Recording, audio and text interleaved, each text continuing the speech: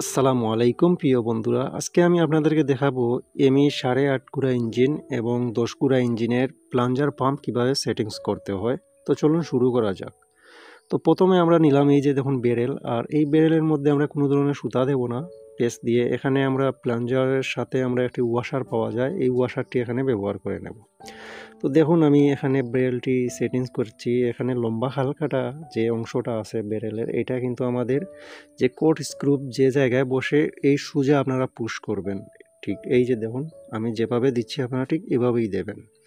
তারপরে আমাদের যে কোট স্ক্রুপের যে একটি তামার ওয়াশার আছে এটা দিতে হবে। তারপরে আমাদের এই কোট স্ক্রুপটি এখানে বসিয়ে টাইট করতে হবে, না হলে কিন্তু আমাদের যদি এখানে এই তামার ওয়াশার না থাকে তাহলে আমাদের যে প্লাঞ্জারে বাতাস চলে যাবে। তো আমরা স্ক্রু ড্রাইভার দিয়ে এটা টাইট করে নিচ্ছি। টাইট হওয়ার পর আমাদের দেখতে হবে আমাদের বেরেলটা এখানে আপ ডাউন হচ্ছে কিনা, নাড়াচাড়া হচ্ছে কিনা। যদি জাম হয়ে যায় আপনারা এটা কাজ করে দিতে হবে, এটা কিন্তু নাড়াচাড়া হতে হবে ভিতরে, না হলে কিন্তু ফেসে যাবে। তো এখন আমাদের এই যে ধরুন স্পিড কন্ট্রোলার, এই স্পিড কন্ট্রোলারের মধ্যে আপনার একটি মার্ক চিহ্ন দেওয়া আছে, এই যে এটা সামনের অংশ দিয়ে দিবেন। এটা যদি আপনারা পিছনে ঘুরিয়ে দেন তাহলে কিন্তু এটা জাম হয়ে যাবে। তো আমরা স্পিড কন্ট্রোলারটি এখানে বসিয়ে নিলাম। নেওয়ার পরে আমাদের যে এই যে দেখুন এখানে আছে আমাদের গিয়ার কন্ট্রোলার, যেটা আমাদের প্লাঞ্জার কন্ট্রোল করে স্পিড, এটা হচ্ছে কি আমাদের গিয়ার কন্ট্রোলার। তো এখানের মধ্যে এই যে দেখুন একটি মার্ক চিহ্ন আছে, এই মার্ক চিহ্নটি কিভাবে দিতে হবে এবং কোন জায়গা দিয়ে দিতে হবে এটাই কিন্তু মেইন বিষয়। তো আপনারা ফলো করুন, আমি এই মার্ক চিহ্নটি কোন দিকে দিচ্ছি আপনারা দেখুন। তো প্রথমত আমাদের যে কোট স্ক্রুপের যে সোজা এই যে মার্ক চিহ্নটি আছে এই গিয়ার কন্ট্রোলার, এটা কিন্তু আপনারা এখানে পুশ করে দিবেন একদম সোজা বরাবর রেখে। এই যে দেখুন আমি যেভাবে দিচ্ছি আপনারা ঠিক এভাবেই দেবেন। তো এই ভিডিওটি বাংলাতে বানানোর কারণ হচ্ছে কি আমার বাংলাদেশি এবং এই ওয়েস্ট বেঙ্গলের অনেক মানুষ আছেন আমার এই পেজে দেখেন ভিডিওগুলো, তো আপনাদেরই জন্য। তো আশা করছি ভিডিওটি শেয়ার করবেন, লাইক করবেন।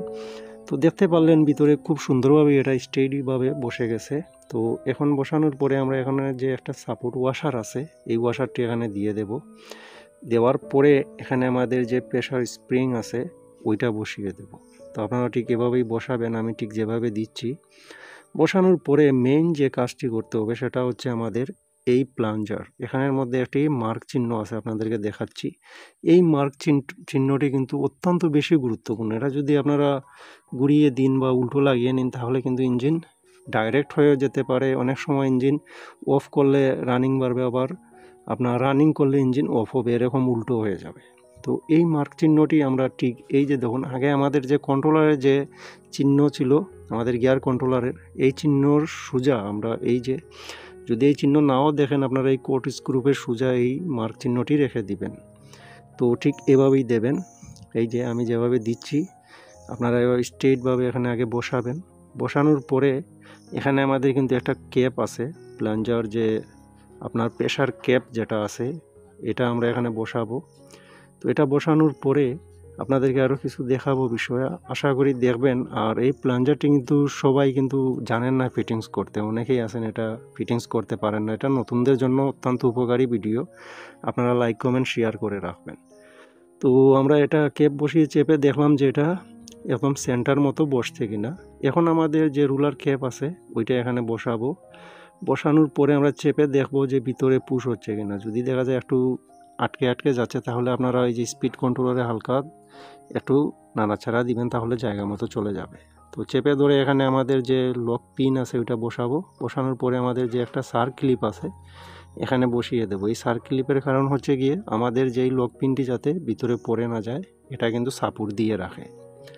তো এ পর্যন্ত আমাদের এই সাইডের কাজ শেষ।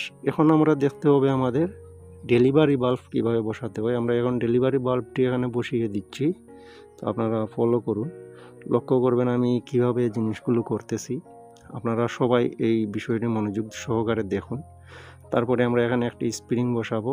তারপরে আমাদের যে ডেলিভারি হোল্ডার যে নাট আছে আমরা ডেলিভারি হোল্ডার নাটটি এখানে বসিয়ে ভালো করে টাইট করে নেব। তো বিশেষ করে এই হোল্ডার নাটটি আপনারা সব সময় ভালো করে টাইট করবেন। আমাদের ব্লকের সাথে যখন আপনারা পাম্পটি ফিটিংস করবেন তখন ভালো করে টাইট করবেন, না হলে অনেক সময় এটার কারণে আপনার ইঞ্জিনের ভিতরে ডিজেল চলে যেতে পারে। তো আমাদের ফিটিং শেষ। এখন আমরা এটা চেক করব যে আমাদের এটা কোনো ধরনের সমস্যা হচ্ছে কিনা, আমাদের তেল ভালোভাবে ডেলিভারি হচ্ছে কিনা। তো প্রথমত আমরা এখানে মোবিল দিয়ে দিচ্ছি। আমার এখানে ডিজেল না দিয়ে আমি মোবিল ব্যবহার করতেছি। তো আমি মোবিল দিয়ে প্রথমে একটু চাপিয়ে দেখব এটা আপনার অফ আছে কিনা। তো প্রথমে আমি চাপিয়ে দেখতেছি যে এটা অফ আছে। তো পরবর্তীতে আমি এটা অন করে আপনাদেরকে দেখাবো যে আসলে অন করে তেল আসতেছে কিনা। আমি অফ করে দেখলাম চাপিয়ে, আমার এখানে কোনো ধরনের তেল আসতেছে না। তো এখন আমরা এটাকে অন করে দেখব যে আমাদের তেল আসে কিনা। তো অনেকেই ভাবতে পারেন যে প্রমাণ দেন এটা সঠিক ফিটিংস হলো কিনা। তো সবাই আমার কাজগুলো নির্দ্বিধায় দেখবেন, আমি কখনো ভুল কিছু আপনাদেরকে ইনফরমেশন দেই না। তো এখন আমি এটাকে চালু করে দিলাম, আমি অন করলাম আর কি। তেল অন করে আমি যখন চাপ দিলাম, এই যে দেখুন আমার এখান দিয়ে কিন্তু মোবিল বেরিয়ে আসতেছে অত্যন্ত সুন্দরই। আমার এটা অন করার পরে আসছে। তো এখন আমরা দেখব এটাকে অফ করে যে এই দিক দিয়ে কোনো ধরনের তেল আসে কিনা। যদি দেখা যায় অফ করার পরে ওইদিকে তেল আসে, তাহলে বুঝতে হবে আমাদের এটা কিন্তু ফিটিংস হয়নি, ভুল হয়েছে। তো এই যে দেখুন একদমই তেল অফ আছে। ইনশাল্লাহ এটা ভালো কাজ করবে। আর আশা করি আপনারা এই ভিডিও থেকে এই পাম্পের বিষয়ে সম্পূর্ণ কিছু জানতে পেরেছেন। তো অনেকের রিকোয়েস্টে আমি এই ভিডিওটি তৈরি করেছিলাম। তো আপনারা অবশ্যই একটি লাইক এবং ভিডিওটি শেয়ার করে নেবেন। ভালো থাকুন। আসসালামু আলাইকুম।